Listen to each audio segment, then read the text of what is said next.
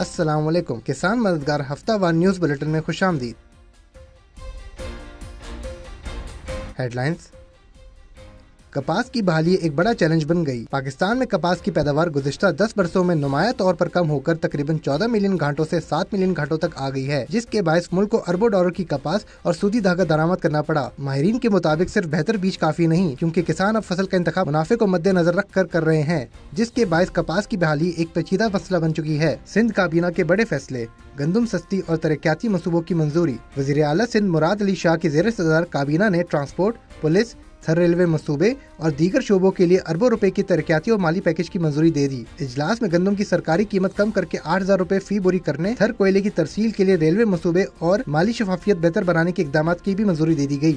52 سال بعد کپاس کے اسپاٹ ریٹ کا اجرا معطل، شعبے میں تشویش۔ کراچی کاٹن ایسوسی ایشن پہلی بار 52 برس بعد روزانہ کپاس کا اسپاٹ ریٹ جاری نہ کر سکی، جس سے جنرس اور ٹیکسٹائل ملز کی بینکنگ پرفارمنس اور عالمی منڈی میں پاکستان کی نمائندگی متاثر ہو گئی۔ KCA کی تاریخی عمارت کو سرکاری تحویل میں لیے جانے اور دفتر سیل ہونے کے باعث کپاس کے کاروبار میں شدید بے چینی پائی جا رہی ہے۔ GMO مکئی متعارف کرانے پر غور، پیداوار اور برآمدات میں اضافے کا امکان۔ حکومت مکئی کی پیداوار بڑھانے اور برآمدات مضبوط بنانے کے لیے GMO مکئی کو باقاعدہ ضوابط کے تحت اپنانے پر غور کر رہی ہے۔ ماہرین کے مطابق اس ٹیکنالوجی سے فی ایکڑ 15 سے 20 من تک پیداوار میں اضافہ ممکن ہے، جس سے کسانوں کی آمدن اور قومی غذائی تحفظ بہتر ہو سکتا ہے۔ گندم کی کاشت بڑھانے کی ہدایت، قومی غذائی تحفظ پر زور۔ وفاقی وزیر قومی غذائی تحفظ رانا تنویر حسین نے ملک بھر میں گندم کی کاشت بڑھانے پر زور دیتے ہوئے کہا ہے کہ یہ قومی غذائی تحفظ کے لیے نہایت اہم ہے۔ انہوں نے صوبوں کو ہدایت کی کہ قومی گندم پالیسی 2025-26 پر مکمل عمل درآمد کریں، نجی شعبے کو شامل کریں اور آبادی کے مطابق گندم کی اسٹاکیج ذخائر یقینی بنائیں۔ جدید زرعی ایجادات، تربوز کی کٹائی میں جدید کنویئر سسٹم۔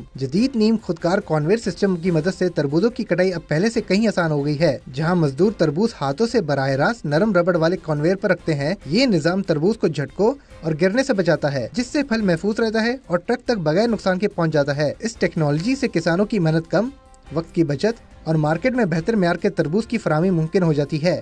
موسم، ملک کے بیشتر علاقوں میں موسم سرد اور خشک رہنے کا امکان ہے، تاہم پنجاب، بلائی سندھ اور خیبر پختونخوا کے میدانی علاقوں میں درمیانی سے شدید دھند اور اسموگ چھائے رہنے کی توقع ہے۔ پاکستان کے دیگر شہروں میں اگلے ہفتے کے ممکنہ درجہ حرارت یہ رہنے کے امکانات ہیں۔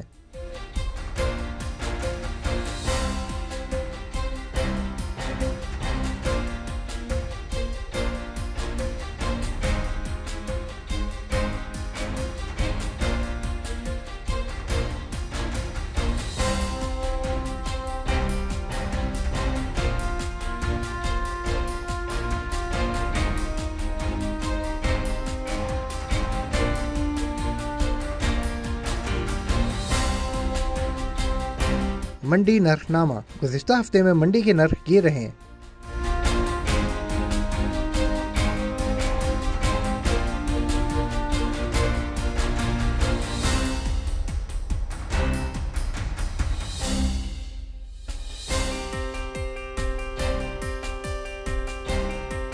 اسی کے ساتھ خبروں کا اختتام ہوتا ہے۔ اگلے ہفتے انشاءاللہ مزید خبروں کے ساتھ آپ کی خدمت میں حاضر ہوں گے۔ اللہ حافظ۔